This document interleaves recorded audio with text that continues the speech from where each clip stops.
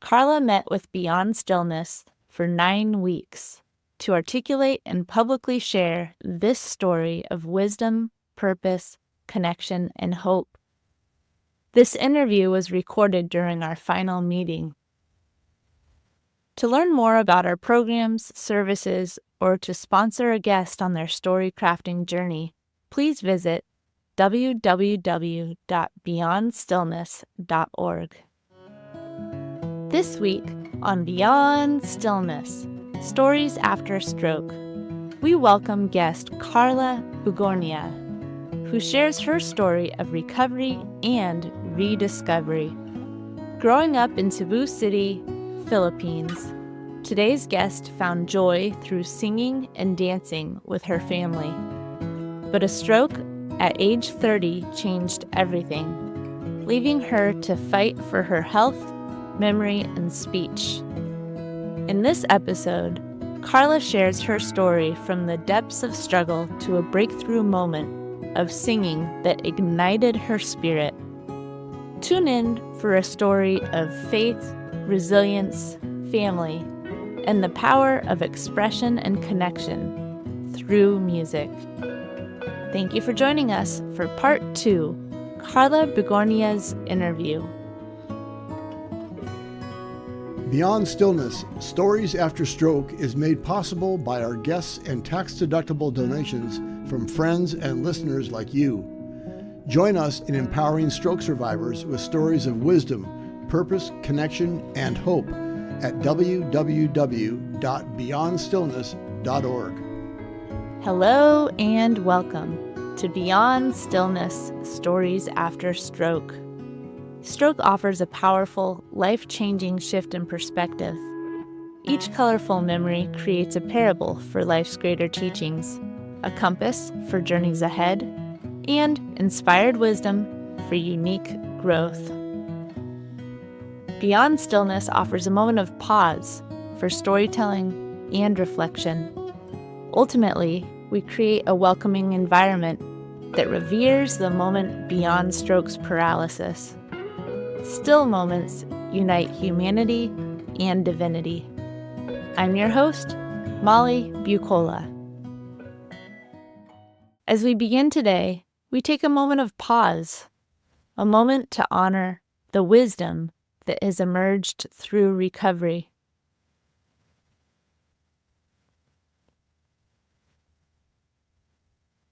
And we give thanks. Now, Karla Bigornia's interview. Karla, thank you for sharing your story. You're very welcome. Thanks for letting me share. It was really fun. You often mention your family. What role has your family played in your recovery? Oh, everything. After the event, I really want to make sure that they don't become sad anymore. I realized that I'm strong because of them. So I think about my grandparents, my great grandparents. Like, we always talk about them, and then they always tell us the things that they've been through as well.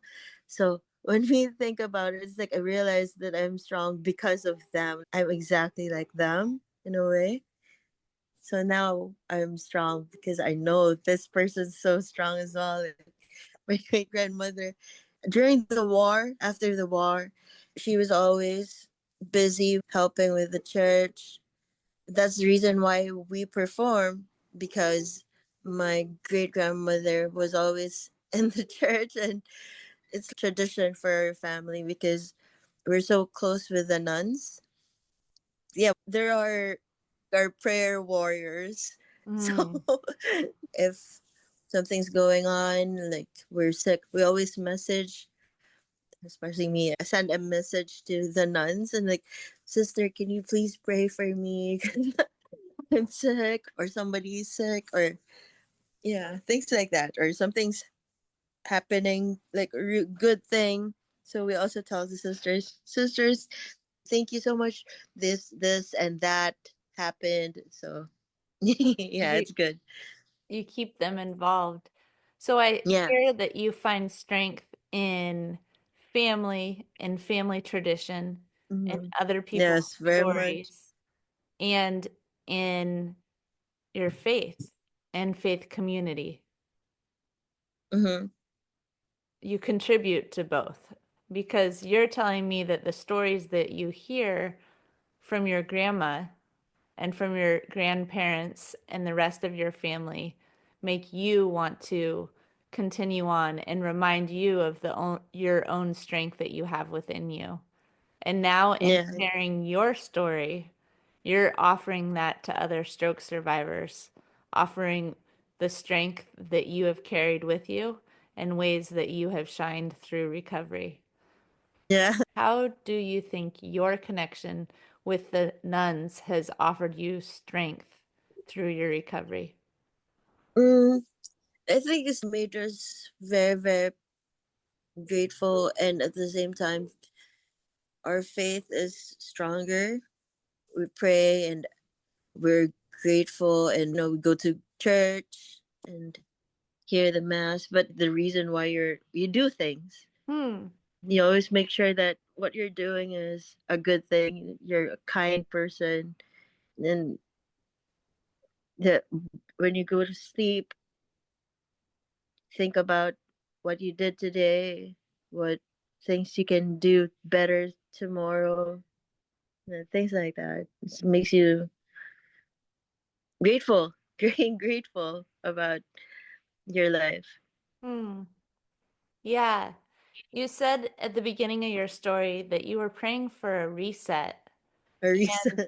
when you are thinking about what happened throughout the day and then also thinking about what you want to do better the next day, it's like Mm-hmm. daily you're offering yourself a reset, or Hmm. maybe daily you're taking advantage of the reset by Yes. reflecting on what you've been through and what you want to do in the future. Yeah. Because before the reset, I was always upset and stuff with other things. But at the same time, I was like, like when it was like a circle of a very, very bad cycle. So, like, you're just trying things. Like, what is going on? It's like, can I just stop? Sometimes it's just wait, wait. So just wait and stop. And that time, I just like, please, please. That's what I was praying, Lord. Please, can I just stop? And wait, wait. I just want to wait for a while and to see. I'm Hmm. gonna see a reset, and then I had that reset. I had the stroke. So now every day, I always ask, "Am I in the right path?" You have a really beautiful outlook on this. Do you ever get angry or upset or confused or frustrated that Oh yeah. there was a reset? What do you do with that? if I, no, there's yeah, I do get upset, sad or whatever, but sometimes I just like uh, what I do actually is I I either sing and just like sing like rock songs, so that I just sing it out like to all my frustration, or I write them, and I just write them in a letter to myself, and then I after that I just throw it, or just let it like physically let it go. Hmm. So yeah, You and then throw it it's yeah, like at a throw, or wall? no, no, no, like throw it, or no, no, like in the in the trash, Ah. or yeah, or sometimes I have a Bible here, so I put all the paper that I have, and then put it under the Bible. It's like the like maybe God just thinking about me as well. Like, okay, here you go. Oh, No, so the you're bad like things. physically handing it over to God. Yeah, yeah, Wow. That's a good way to do it. yeah. That's one of the things that I do. A few years ago, I also needed therapy, speak to a psychologist. Yeah. So the woman said the best thing is just to write, like a journal for that. And I tried that, so it works. It's good. So what does that look like? Like when do you write? Where do you write? What do you write? Usually at night, Why? I write them like the letters, things that happened today, what made me happy, what made me sad, things like that. Just write them in my journal. Do you write for a certain amount of time? Usually just less than 10 minutes. Just little thank you things or what happened, something. Just little notes that make me remember, maybe, or make me. Because sometimes I realize that if I do write those, and that's, for instance, a letter for myself. So I write like, "Dear Karla," and then I write myself, and then what I tell her what happens and stuff. Like when I'm talking to myself, and at the same time seeing things from someone else's view, and then at the same time, it's also a way for me to let it go. When I do it, and after I do all of that, it makes me feel like lighter, like lighter, and then it's also a way for just let it go. Because after that, I just forget about it, especially specific things like sad because I'm sad about this person or this situation or something. What happens is I actually forget it. Like immediately after, I Really? forget it. Yeah. Huh. And then I don't think about it anymore. I don't get upset like before. Like now, right? I got diagnosed with end stage kidney disease, right? In April. And I was so sad because I realized that it's so expensive and I need transplant, I need dialysis, and the dialysis before was not free. So it was like 6,000 pesos every session. And that's a lot.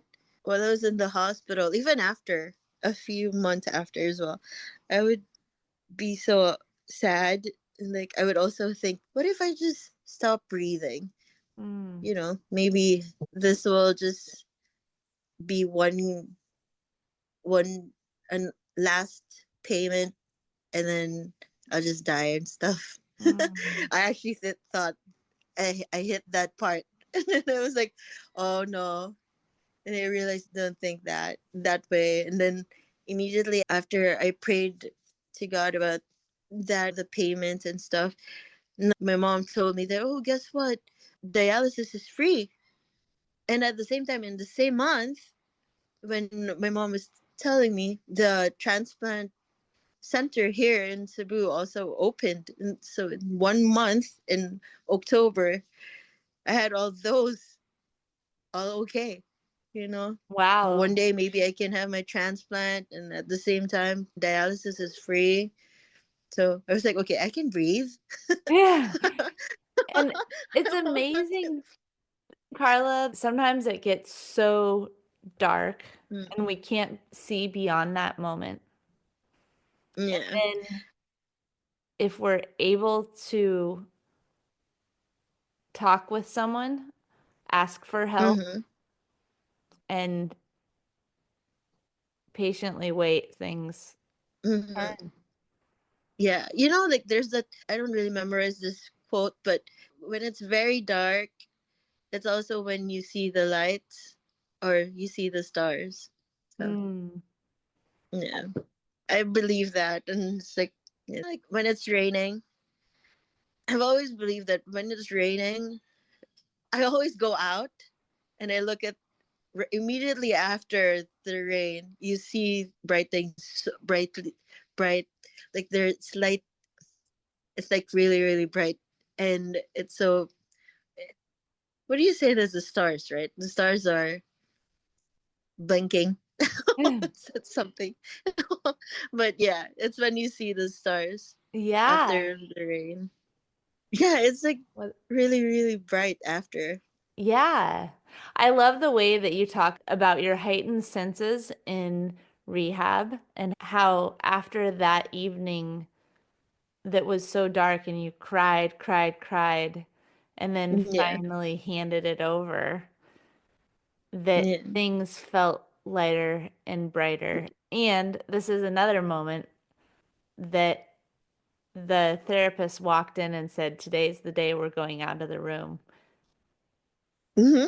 Yeah, Yeah, that's exactly. I was like, yeah. I was so excited to finally walk and like do my therapy.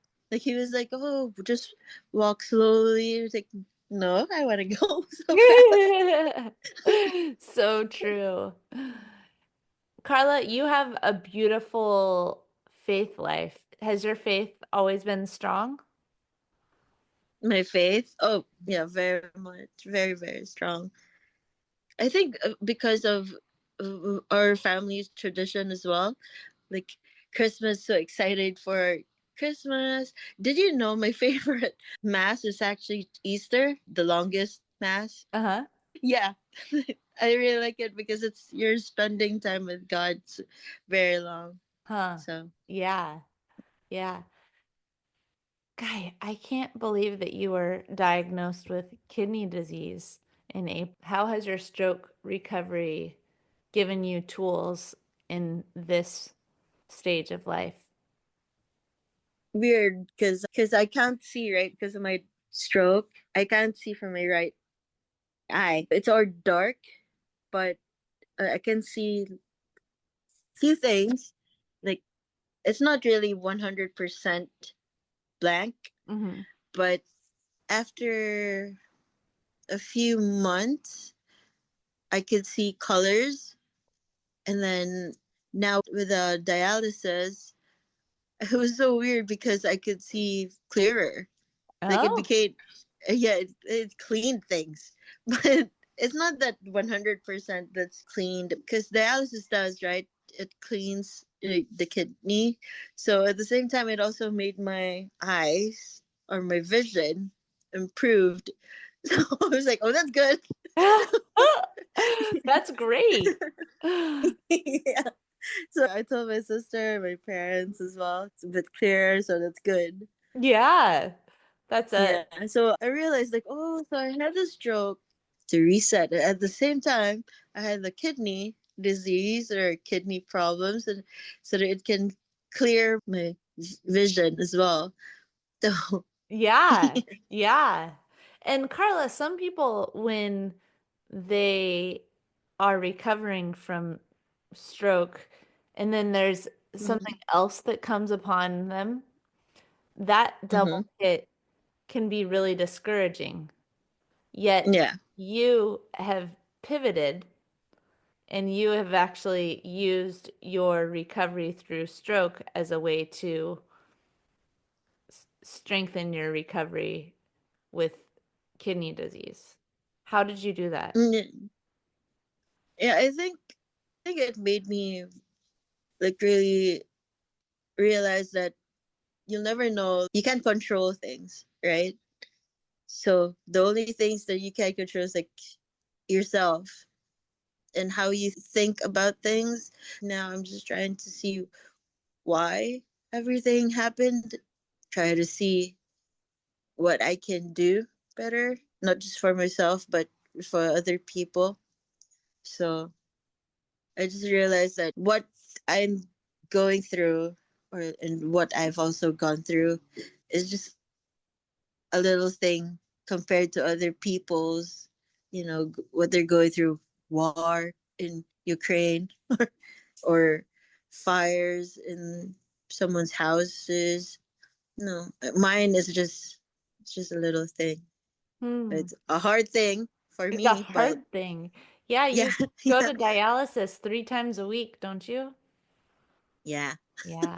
So I find things that make me happy while doing dialysis is 4 hours, right? Like just lying down. So what I do is just do Duolingo, things that make me happy. It's like 4 hours of this. 4 hours. Yeah. You also said that you try to connect with people more often now. You said Hmm. you have this way that you can see when people are upset and you try to check in with them. You said you can sense when they're upset and you sit with them. Yeah. Yeah. I have this one friend. He knows about my stroke and everything, but he was going through stuff mentally, and especially with COVID and everything. He was sick for a while. So I didn't want to, like, it's not because, like, every time when we would talk, like, he would say, "Oh, I'm sorry because I know that you're going through a lot." I was like, "No, it's okay. You have your own. You have your own problems. I also have mine, but it's okay. We can talk about your problems because it's yours. Mine is also a big problem. So is yours." Yeah, most of the time he was the one who was talking.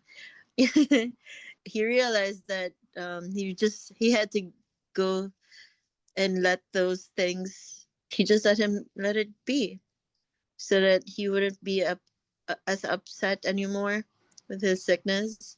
Yeah, most of the times, other people just need someone to be listened. They're mostly just scared, just like me when I was in the hospital. And that night, I was really, really scared. Sometimes you just need someone to just be beside you, be either physically or emotionally. That's really big of you to sit with someone when you have so much going on yourself to be able to say, "No, I'm here for you. I Mm-hmm. want to sit with you and listen to you." And it's a tough line because sometimes people are intimidated because we bring with us all this life experience that's really difficult.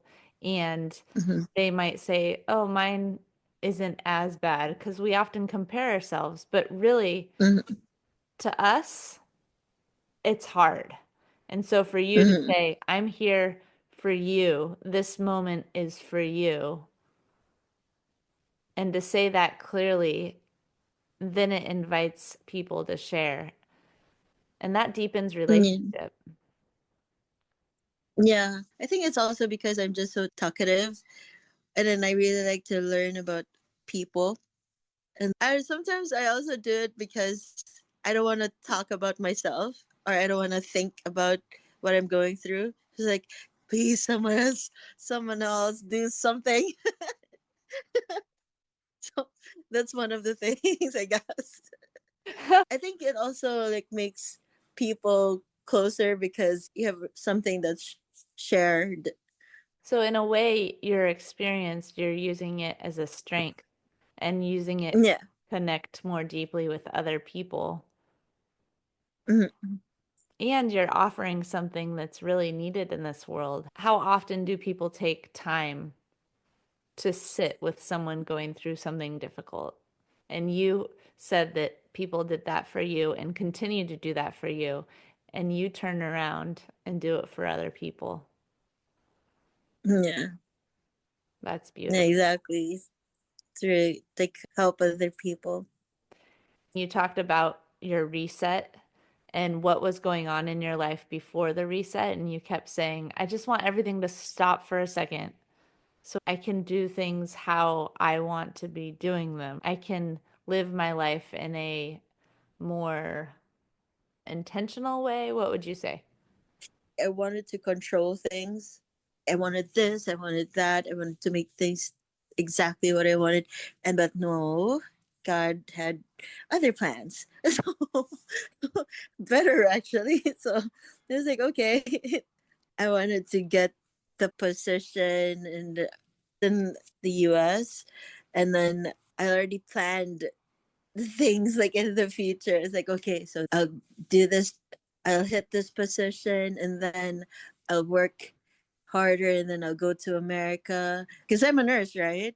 So like the reason why I wanted to be a nurse is so that I could help other people at the same time go to America. So I was like, okay, it was expensive to become a nurse because my sister's also a nurse. It was like both of us at the same time. So my parents couldn't pay for both at the same time. So it's like, okay, so I'll just be in the call center and then still be a nurse, but at the same time I could earn more, and then I'll just become a nurse one day in America. But no, it didn't happen. But it's okay because I was thinking if I was a nurse there in America, I would be living by myself, right? And in an apartment by myself. And then if I had the stroke at that time, no one could help me when Mm. I had the stroke. Yeah. Wow. How has your perspective on life shifted? How has it changed since your stroke? I think I know that every day is a miracle. And then every day you have to make sure that if I'm sad or upset with someone, I make sure that it's okay by the end of the day. Mm. Because if something happens, I might have the time anymore to say sorry. Mm. So make sure that I say sorry before. Yeah. Yeah. It's like a sense of urgency to be the person Yeah. you want to be, to do what you want to do. Wow. Mm, Huh. yeah. Because, like, I know that life is short. So, Yeah. but at the same time, it's also so long. But I just want to make sure that everything's okay. Yeah. You, If you could talk to yourself in the hospital in the early moments, what do you think you mm, would say to yourself?